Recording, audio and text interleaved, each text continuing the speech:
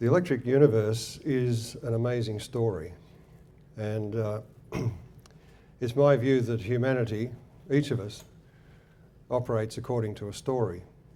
And sometimes we're so attached to those stories that we'll go to war over it. Now, the EU story is, in my view, an interdisciplinary story which touches everyone at some point. In fact, the Electric Universe conferences have shown that we can draw people from all disciplines and all walks of life and inspire them. Because it is an inspiring story, and it got its start from my inspiration. The inspiration came from Velikovsky. That's not to say that everything that Velikovsky wrote was correct, but he, on certain techniques, this forensic technique of looking at so-called unreliable witnesses, the witnesses of the ancient past, you can actually draw from that evidence a picture of what was happening, and then you are faced with the problem of trying to explain it. And my role in all of this has been to look at the evidence that was amassed and then try and explain it. And that has meant dumping a lot of the cherished beliefs, the story that I was brought up with. Well, sorry, just to interrupt. Maybe you do a little bit looking over here too, because all we're seeing just profiles through the whole thing. Okay. Thank you. Mm-hmm. Spread yourself around.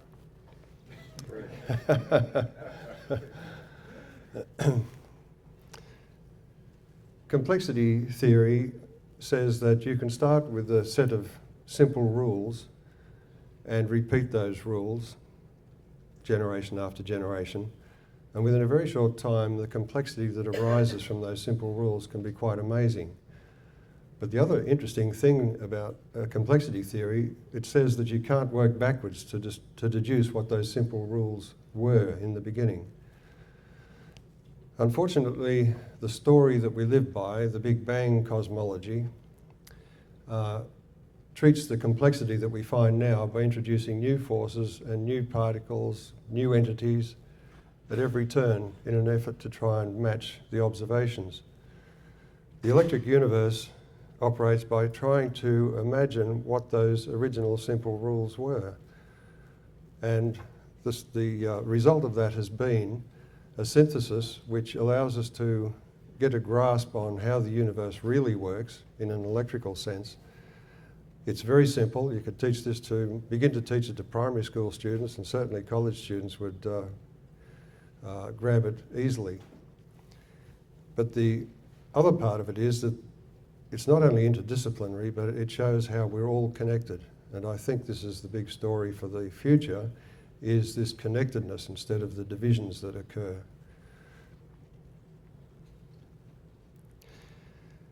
This has been, as I've discovered, as you get to a certain age, you look back over your career and you join the dots. And I've been amazed to find that I actually began this journey around the age of 5 or 6 at primary school. In fact, I think I'll start at that point. Go back to my primary school. So this is my story. I was born in Melbourne, Australia in 1942. So in the 40s, I was at primary school in an outer suburb of Melbourne. The surroundings there were not what you call middle class. We didn't have much. My father was invalided after the war, and so we were living on a pension. But in those days, it didn't seem to matter. Everyone was more or less doing the best they could after the war. I had a favourite uncle who was a commando in New Guinea, and he introduced me to the telescope. He used to show me the moon through his army field telescope.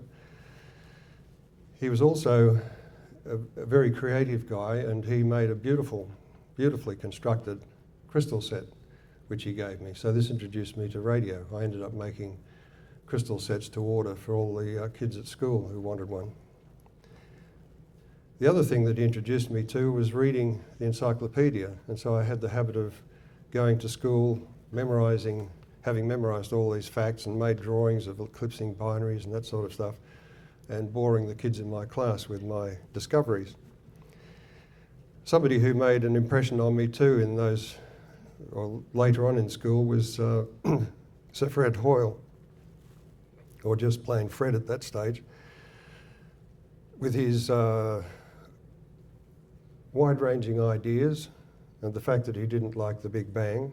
I've got a little quote there from his book.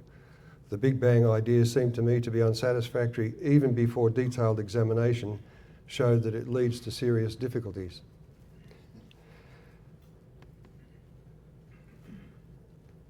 When I got to high school, it was about halfway through high school, my father brought home from the military hospital a red-covered book, Worlds in Collision by Immanuel Velikovsky, and he said, knowing my interest in astronomy, I think you'll find this interesting. It wasn't just interesting. I'd never read anything like it before. And I think when you consider that it was a bestseller for many months running in 1950, that many other people thought the same thing. It drew together evidence which showed that the ancient skies were quite different to the ones we see now. And that was inspiring. It gave me another idea to work with. My first thought was, well, surely all my teachers can't have been wrong for all of this time. So I questioned people, and when I went to university, I went to the physics department, and this is the entrance to the Melbourne University physics department, and embossed in the limestone above the doorway are the words School of Natural Philosophy. Well, my view was that at university, any question could be asked, nothing was taboo, and that you could expect a reasonable answer, or at least a statement that you don't know. That's not what I got. I found either avoidance of answering the question or outright hostility, and that really surprised me and disappointed me. So I stopped asking questions about Velikovsky, but I decided that as a science undergraduate, I would also read books from the anthropology section of the library. And in doing so, I felt even more strongly that Velikovsky had made a case to answer, because I was reading books that he had not referred to. And yet the story that he had pieced together leapt off the pages. You know, myths from the South Sea Islanders and Middle India and places like that. So I felt that this dismissal of Velikovsky at the university was unwarranted and ill-advised, since I felt he'd provided good evidence that the solar system had changed within human memory. So I was working on my slides the other night, and lo and behold, there was an advertisement that came through from the National University. I come from Canberra, that's the national capital in Australia. And what it said was that Professor Lawrence Krauss presents the greatest story ever told so far. Now, I've witnessed Lawrence Krauss speaking to the experts, the astrophysicists, at the National University's Research School of Astrophysics. I'm in the great position of being only a 10 to 15 minutes drive from the top of Mount Stromlo, the observatory, and where they hold these meetings. So I've seen him in action. That's his book, A Universe from Nothing. The very title makes no sense whatsoever. The introduction, this is yet to happen, so I may actually attend this when I go home. The introduction is by Nobel laureate Professor Brian Schmidt. We actually had a set to in the national newspaper a few years ago, an amicable one, and I tried to organise a meeting with him to have coffee. This is before he got the Nobel Prize. Also, I should mention that Brian Schmidt is the Nobel Prize winner who was involved in devising another entity, dark energy, for the accelerated expansion of the universe, or at least that's their interpretation. I quote from the blurb that goes with this advertisement, and this is ironic. The real story of the universe is much more interesting and exciting than the unsubstantiated and bland myth pervaded by the ancients. I could hardly believe my luck when I saw this. And it's this kind of dismissal of any kind of history, the idea that science has reached some kind of pinnacle and you only have to deal with research over the last few years to do good research, is completely wrong. It's my experience that in order to find the answers, you have to go back and look at the historical controversies that raged often for decades or more, and look at how it was resolved. And usually it was on the basis of who was the most powerful politically or somewhere in the power structure in science, or it was just a case of a show of hands. And as they say, science isn't a democracy, or the science that we accept should not be on the basis of a vote. Professor Lawrence Krauss describes the remarkable scientific story that has led to the greatest intellectual edifice ever created by humans, the Standard Model. The strange thing is that we hear these mantras delivered by experts on television with no thought to the fact that there are so many problems that are unresolved in the Standard Model. But these are glossed over as if somehow we've almost got the answers. I think the thing about this is what I'm saying was reinforced, that this is all about stories. We need a better story. Big Bang cosmology, when you look at the history, sprang from mathematics, pure mathematics, and religious beliefs. So the Big Bang is a myth. Once upon a time, long, long ago, there was nothing, which exploded. So here we have nothing doing something. In contrast, the electric universe began by analysing global cosmic myths, and this is the inspiration that Velikovsky passed on to those who were inspired at the time. And for myself, I'm just grateful that I had the doggedness to keep pursuing it all my life. And as a result of the interdisciplinary nature and the number of scholars from all different fields, it's become an astonishing story that shows our real place in the universe so far. This is an example of the problem you have when your story differs from someone else's. Here we have Steve Crothers, another Australian by the way, who has presented at one of our EU conferences recently, and I believe also at the NPA. And he attended last month a meeting in Russia. As you can see the kind of titles there. And he was an early speaker, so what he had to say should have been quite relevant to everything that followed. It was flaws in black hole theory and general relativity. Now he has explained this to a general audience in the electric universe and they all got it. You don't need to know advanced mathematics to be able to see the flaws in the thinking that go into black hole theory and general relativity. And I recommend following him up on the web if you would like to get a hold of his papers. This is his comments after the event. I spoke at a conference in Prodvino, Russia. I made it so simple, and this is what he's very good at, that all understood and they were very displeased.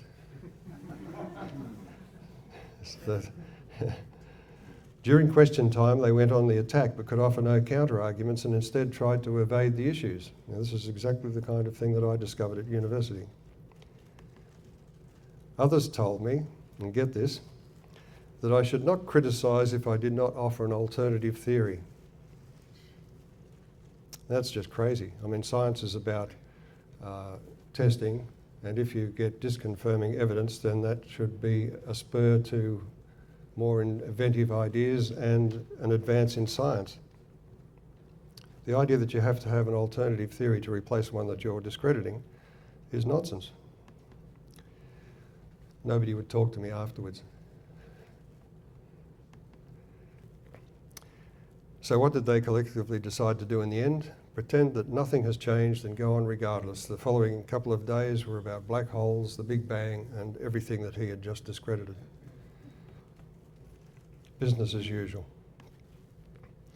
Now, one of the people who were inspired by Velikovsky, and in turn inspired me, since I was looking for answers to how all of the things that Velikovsky had described could have happened, is Ralph Jurgens.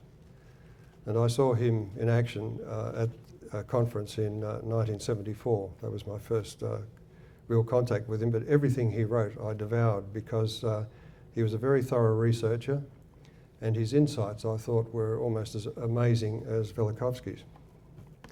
Since then, some things we now know, in fact at the time the neutrino count was also a problem, and it continued to be a problem for decades until somebody managed to find some kind of story to cover the problem. There's the solar wind acceleration still remains a mystery. The superhot corona is still a mystery, although many people think they have a solution. Solar activity cycle, still a mystery. The solar convection has been found to be practically absent, and this is supposed to drive everything that we see going on above the sun. And the heliospheric boundary, the interface between the solar system and interstellar space, has also defied all expectations. And this has been good for me because I've been describing what I felt would be found out there, and so far it matches. This is the time that I met Velikovsky. It was the first international conference on the recent history of the solar system. Now, according to astronomers, of course, there is no such thing as a recent history, especially not within mankind's term on this planet. That's a photo I took of Velikovsky from the front of the hall, but you can get an idea of the audience there. He was able to draw quite a crowd from around the world. Of course, his challenge to the mainstream was that, as he said in the opening pages of his book, Worlds in Collision, if Newton's laws are sacrosanct, this book is a heresy. And the response of the professional astronomers at the time was to ignore the gauntlet that he'd thrown down and just say Newton's laws are sacrosanct. And just you can ignore the rest. What we now think we know is that our solar system appears to be weird when compared to planetary systems around nearby stars. Uranus and Neptune could not have formed where we see them. So now you'll see papers appearing frequently talking about rearrangement of orbits, the possibility of an extra gas giant having been present initially, which then somehow managed to push two of the other gas giants, which became Uranus and Neptune, further out into the solar system. And also, when we look out at the exoplanets, they appear to be impossible according to the standard theory of how our solar system was formed. So there's a severe problem in even explaining why we're here. Now, the organisers of that conference appear on this page. On the right is Stephen Talbott, that's Dave's younger brother. It was he who I wrote to, and he was the main correspondent that got me to the conference. He invited me to come over. It was there also that I met Dave Talbott. At the time, neither of us knew what the other was up to, and in fact, I'm not sure that we knew what we were up to. But it turns out that we'd both been inspired by a short paper that Velikovsky had written about the idea, the outrageous idea, that Saturn featured as a sun in early human memory. And that idea, to me, was the genesis of the idea that the solar system is not only changed, but it's actually a work in progress. It had formed by the capture of other objects. I was an avid reader, of course, of all the Ponce journals. They were extremely well produced, and that was the vehicle that got me to the US, to Canada for this meeting. Then it was 20 years later. I had David's book, The Saturn Myth, and a friend of mine said, I'd like a copy, and I said, well, I'll see if I can contact David. When I rang David, it was just serendipitous that it was the year that he had organised an international conference in Portland, Oregon. And after I inquired about the book, he said, have you got anything you'd like to present at this conference that I'm about to put on? And I said, yes, I have. And so I was invited to that conference, and it was there that the collaboration began. There was another scientist who was involved with Ralph Jurgens towards the end of Ralph's life. He was an associate professor at the University of Lethbridge in Alberta, Canada, Dr. Earl Milton. His main training was in spectroscopy. He came to Australia and stayed with our family, his family, and he joined us at the time that Halley's Comet was in the sky. He felt that the southern skies were the best place to view it. He wrote at one point, what goes on inside stars is a sort of fantasy, which we all subscribe to because none of us have seen what happens inside stars. All we can observe is the radiation that emerges from the star's surfaces and what happens to the atmosphere transmitting that radiation. And being a spectroscopist, the next statement is of significance for the electric universe model of the Sun. The major solar spectroscopic identifications represent much more dense materials than implied by the defined density of the Sun. It implies that what's inside the Sun is not what we think it is. He was also well aware of the problems that we faced. The conspiracy of silence, which was imposed by powerful scientists in 1950 upon Velikovsky's work, remains essentially intact today in the halls of academia. That was in 1983 when he and I were both in London. Nothing's changed. I had the privilege in 1979, that's 5 years after the conference in Canada, to be in Washington, here, working for the Australian government for a few weeks. And I rang Velikovsky at his home and mentioned the fact that we'd met at the conference and would it be okay if I visited. He and his wife graciously took me, my wife and 3 daughters in for the afternoon. And my main question to him was, it centred around this problem of what don't we understand about gravity and Newton's law. Because this was critical, and his view was that there was electromagnetism somehow involved in the process.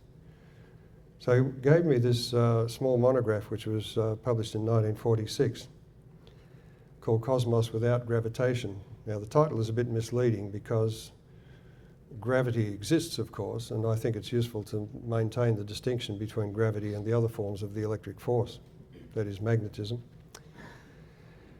But in that book he gave a clue. In the theory presented here, this attraction is not due to inherent gravitational properties of mass, but instead to the well-known electrical properties of attraction. 2 dipoles arrange themselves so that the attraction is stronger than their mutual repulsion. Now, chemists know this because all of the visible world that we live in depends upon this dipole-to-dipole interaction. And when I went back, I thought I'll have a look at the difference between the chemical textbooks and the physics textbooks to see just how close the chemists were to the answer rather than the physicists. And it was striking. The physics textbook had only a cursory derivation of the forces between dipoles. The chemical one went into great detail.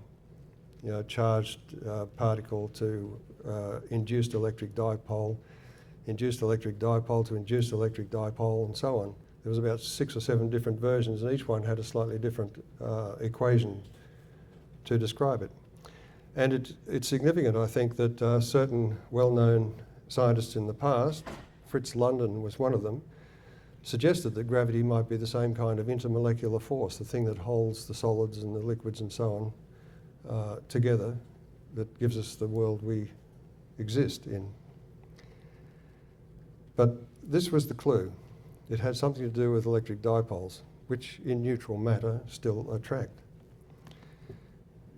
So 2 years later, 1981, there was a tiny advertisement in the Scientific American for the Journal of Classical Physics.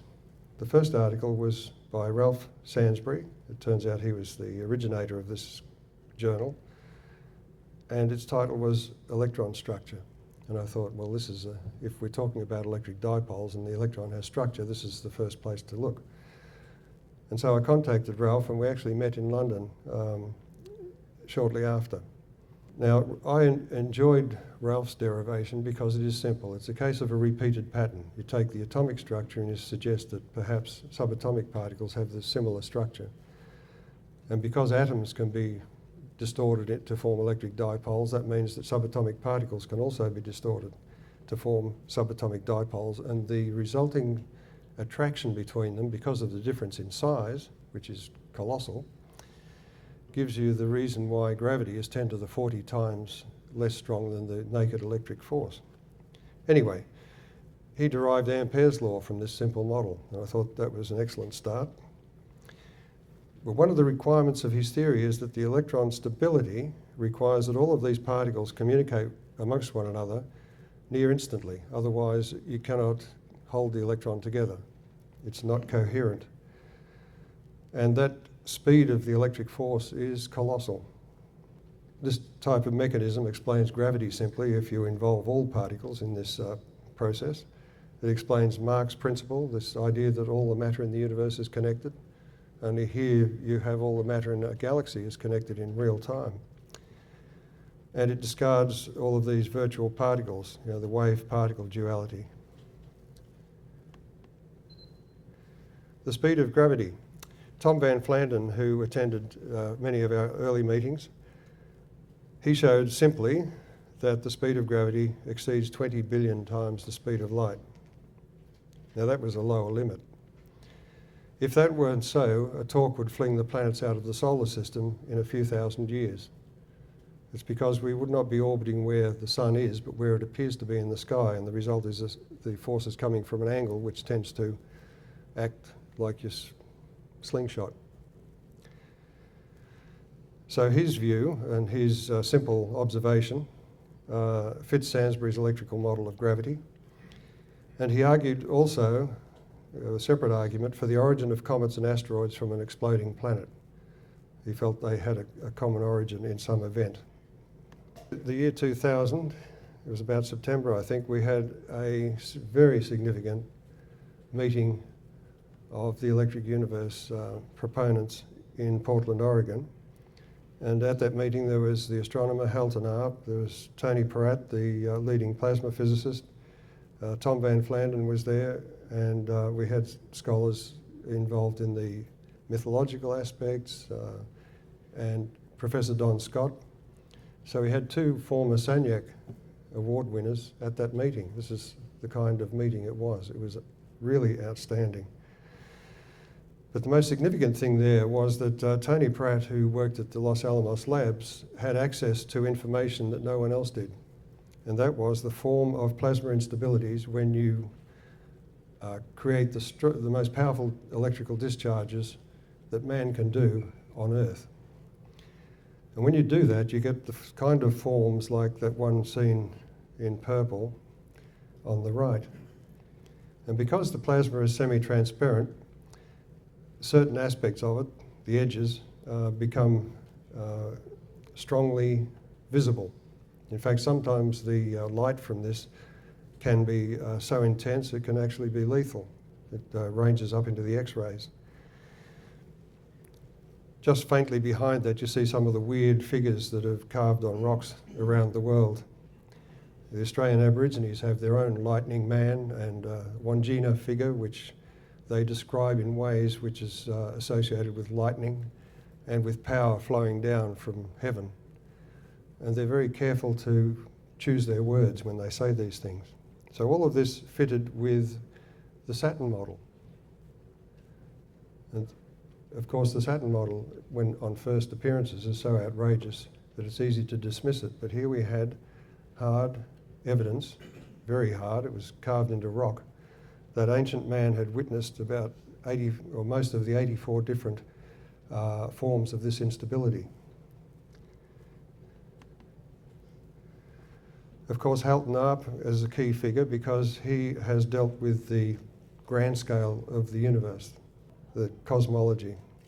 He provided the physical link between high redshift quasars and low redshift active galaxies, which shows that redshift is largely an intrinsic factor in a celestial object, like a galaxy or a baby galaxy, a quasar. And this gets rid of all of the problems which are ignored by astronomers with things having to be ultra bright, ultra massive, and all this kind of thing if you place them at the end of the universe. But if you bring them up close with the things that they're associated with, they become normal brightness, normal sizes, and everything appears okay.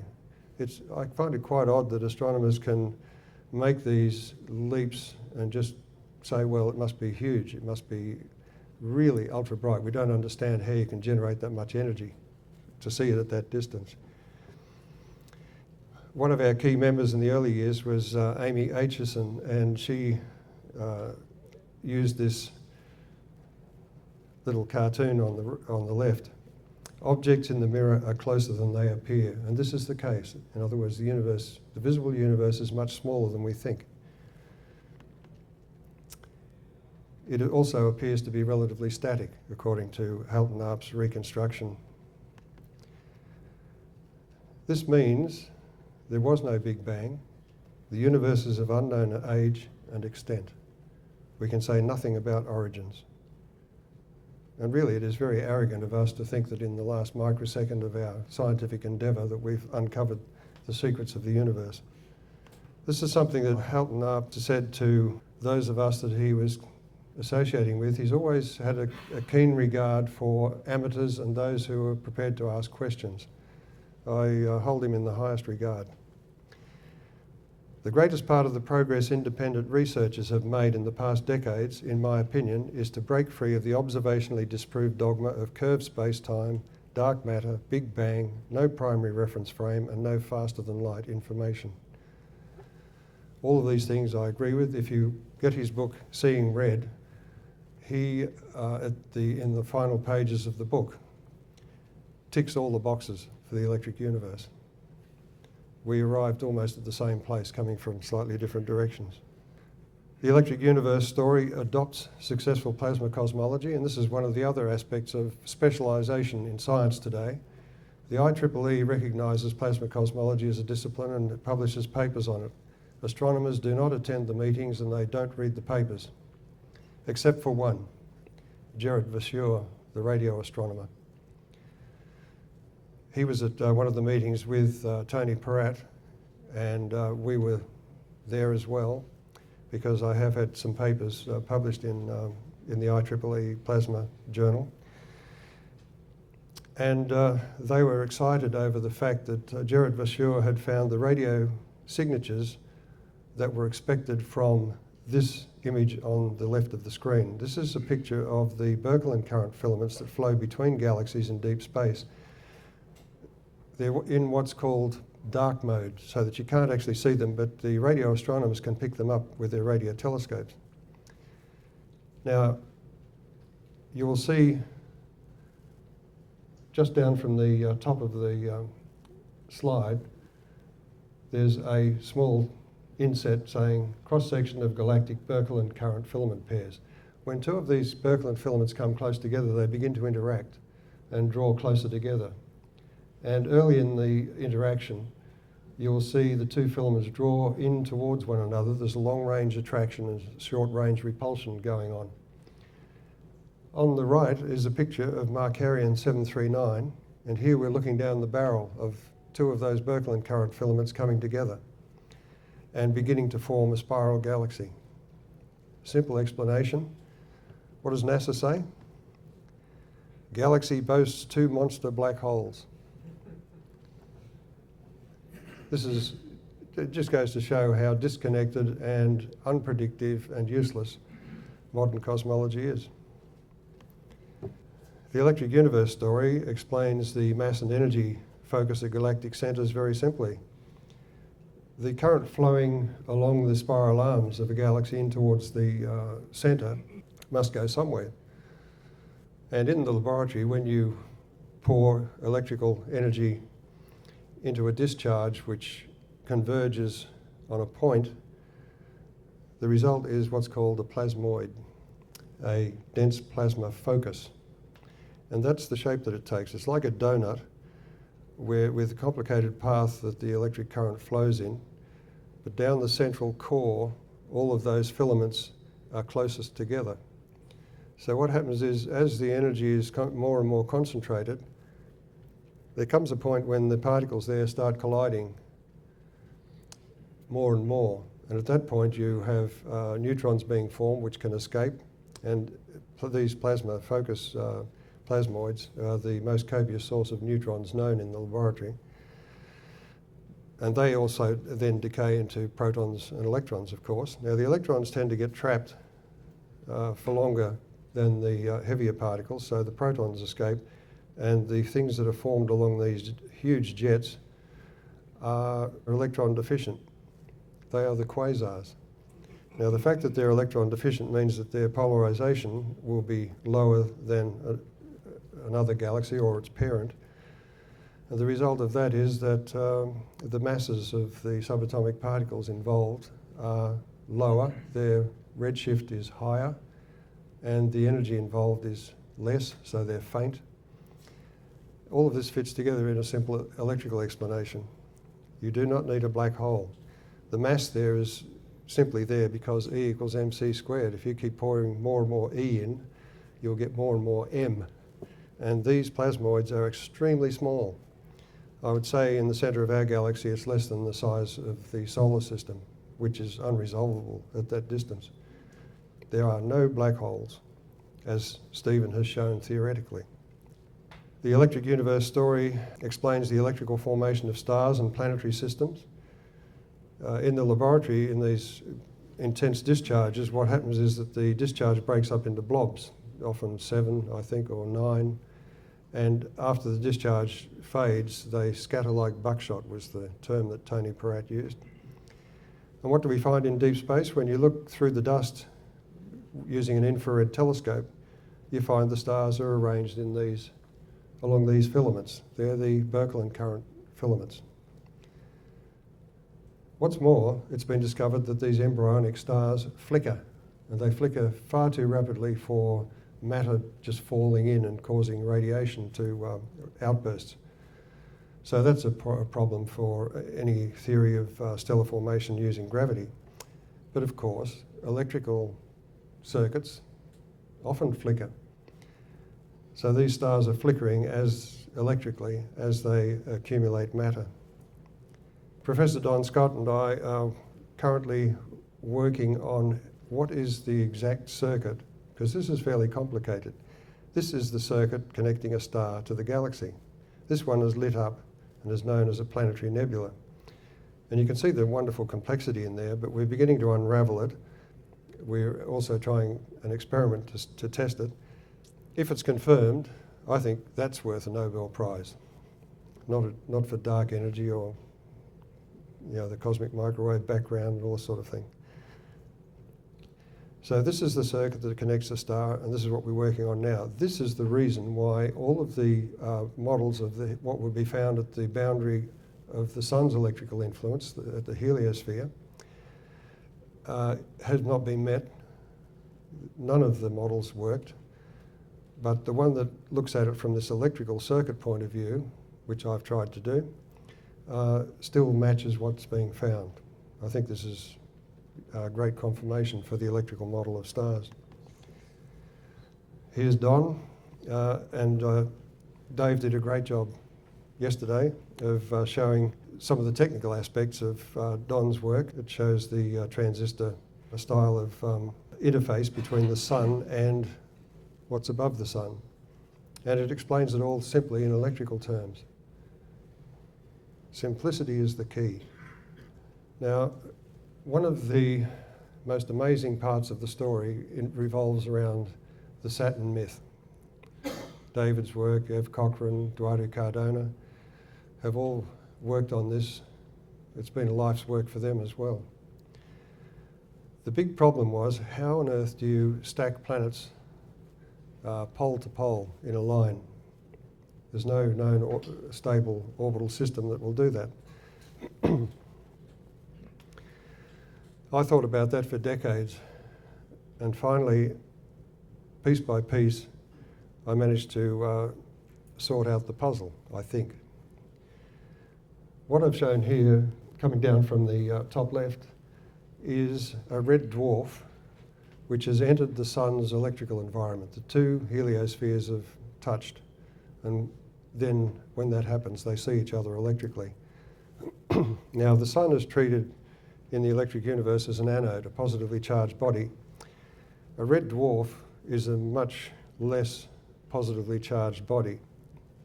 It's glowing dimly. So when it enters the sun's domain, it becomes a comet. It switches from being an anode to a cathode, and a cometary appearance is characteristic of a comet. Also, there are electrical forces start to apply in the form of modification of the mass of the objects in that brown dwarf system.